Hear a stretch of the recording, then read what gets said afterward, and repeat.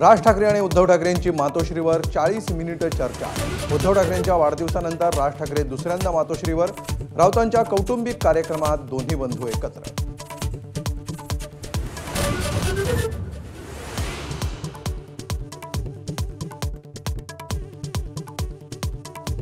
Anil परवांनी विलेपार्लेच्या SRA मध्ये बिल्डरकडून 2 Mercedes मिळवल्या। रामदास कदमांचा आरोप, तर आरोपांवर उद्धव ठाकरे का बोलत नाहीत, कदमांचा सवाल।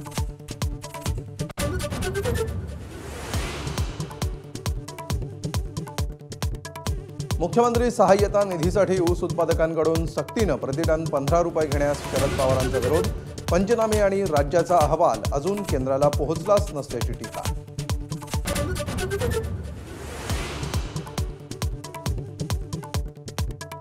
कारखान्यांची मदत एफआरपी मधून नाही तर कारखान्यांना होणाऱ्या फायद्यातून घेतोय। फडणवीसांचे स्पष्टीकरण, काटा मारणाऱ्या कारखान्यांना बघून घेतो असाही इशारा।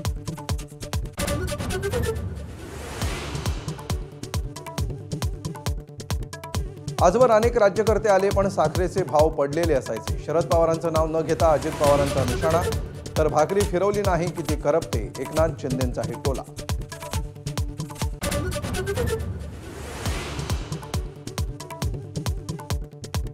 अतिवृष्टीने झालेल्या नुकसानीचे पंचनामे करून अहवाल लवकर पाठवून द्या, केंद्राकडून मदत पाठवतो। अमित शहांचं आश्वासन, 2 दिवसात अहवाल पाठवू, मुख्यमंत्र्यांची ग्वाही।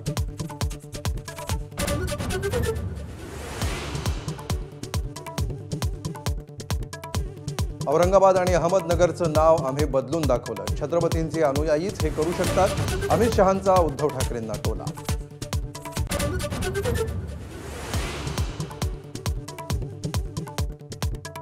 अमित शहा येण्याआधी मंत्री पंकजा मुंडे साई मंदिरामध्ये ध्यानस्थ, पायरीवर बसून साई नामाचा जप, तर उपमुख्यमंत्री अजित पवारांचं भाविकांची हस्तांदोलन।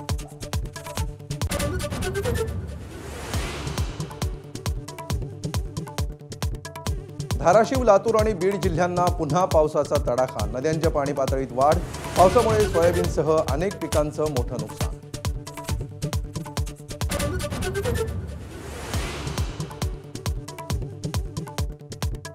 जरांगेंच्या दबावाखाली सरकारचा ओबीसींवर अन्याय, वडेट्टीवारांचा निशाणा।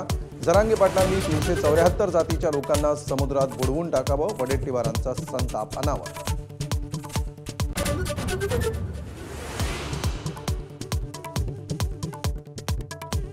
युरोपपर्यंत पोहोचलं बंडाचं वारं, जॉर्जियामध्ये सरकारविरोधात आंदोलक रस्त्यावर, राष्ट्रपती भवनाला घेराव।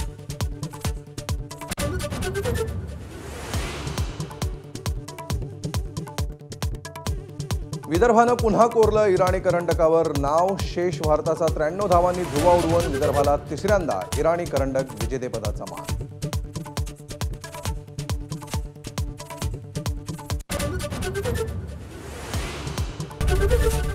एबीपी माझा, उघडा डोळे बघा नीट।